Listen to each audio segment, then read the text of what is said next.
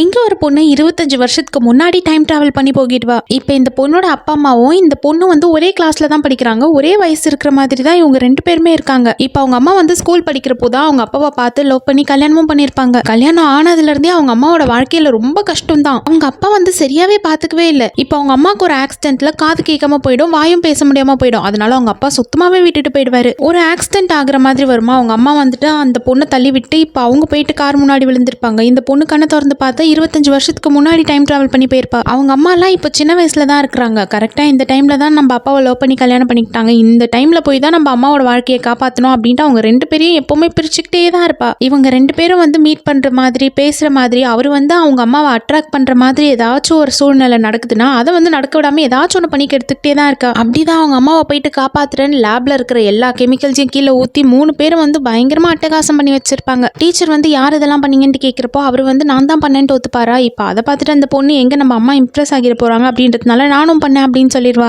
இவங்க 2 பேரும் ஒத்துக்கிட்டாங்க, நம்ம மட்டும் எதுக்கு சும்மா இருக்கணும் அப்படின்ட்டு அவங்க அம்மாவும் வந்து நானும் தான் பண்ணேன் அப்படின்ட்டு ஒத்துப்பாங்க. இப்போ இந்த பொண்ணு வந்து அவங்க அம்மாவை ஈஸியாவே கண்டுபிடிச்சிட்டா. ஆனா அவங்க அப்பா வந்து இவர் தான் அப்படின்றது இந்த பொண்ணுக்கு லைட்டா கொஞ்சம் தெரியாம டவுட்டா தான் இருக்கும். அம்மாவோட சின்ன வயசு போட்டோவை பார்த்திருப்பா, ஆனா அப்பாவோட சின்ன வயசு போட்டோவை பார்த்ததே கிடையாது. அவரோட ஷோல்டர் கிட்ட வந்து ஒரு மார்க் மாதிரி இருக்கும். அதை வச்சு தான் இவர் தான் நம்மளோட அப்பா போல இருக்கு அப்படின்ட்டு அந்த பொண்ணு வந்து நினைச்சிட்டு இருப்பா. ஃபர்ஸ்ட் டைம் பார்த்தப்போ வந்து அவங்க அம்மாவும் அப்பாவும் இந்த மாதிரி தான் க்ளோஸா இருந்தாங்க. அவரோட முதுகுலயும் வந்து மார்க் இருக்கும். ஒருவேளை இவர் தான் போல இருக்கு நம்மளோட அப்பா அப்படின்ட்டு தான் இந்த பொண்ணு டிசைட் பண்ணியிருப்பா. ஆனா ஒரு நாள் பார்த்தா இப்போ அந்த மார்க்கே வந்து காணாம போயிட்டு இருக்கும். எங்க உனக்கு இருந்த மார்க் எங்க போச்சு அப்படின்ட்டு கேட்கிறப்போ வந்து எனக்கு மார்க்லாம் கிடையாது, அது ஏதாச்சும் பெயிண்ட் ஊத்திருக்கோம் அப்படின்ட்டு சொல்லியிருப்பாரு. அப்போதான் தெரிய வரும் இப்போ இவர் வந்து உண்மையாவே நம்மளோட அப்பா கிடையாதுன்ட்டு. தப்பான ஆளை வந்து நம்ம அப்பான்னு நினைச்சுக்கிட்டு நம்ம தான் வந்து இவங்க 2 பேரையும் வந்து சேர விடாம பண்ணிட்டு இருக்கோம் போல இருக்கு. இவர் தான் நம்மளோட அம்மாவோட வாழ்க்கையில வந்தா நம்ம அம்மா வாழ்க்கை நல்லா இருக்கும் போல இருக்கு அப்படின்ட்டு அந்த பொண்ணு நினைச்சுப்பா. உண்மை என்னன்னா இன்னும் அவங்க அம்மா வந்து மீட் பண்ணிருக்கவே மாட்டாங்க. அவங்க அப்பாவை மீட் பண்றதுக்கு முன்னாடி இவரை தான் மீட் பண்ணிருப்பாங்களா. இவர் வந்து ரொம்ப நல்லவர் தான், ஆனா இவர் வேணான்னு சொல்லிட்டு இப்போ அவங்க அப்பாவை கல்யாணம் பண்ணிக்கிட்டு தான் ரொம்ப கஷ்டப்பட்டிருப்பாங்க. இப்போ நம்ம அம்மாவோட வாழ்க்கையில நம்ம ஏதாச்சும் நல்லது பண்ணோம் அப்படின்னா இவரு கூட தான் நம்ம அம்மாவை சேர்த்து வச்சிடணும் அப்படின்ட்டு அந்த பொண்ணு வந்து முடிவெடுத்திருப்பா. ஆனா இதோட விளைவா என்ன ஆகும் அப்படின்னா இப்போ அவங்க அப்பா கூட அவங்க அம்மா சேரல அப்படின்னா இந்த பொண்ணே பிறக்க மாட்டா. அப்படின்னா ஃபியூச்சர்ல இந்த பொண்ணு வந்து மறைஞ்சுதான் போயிடுவா.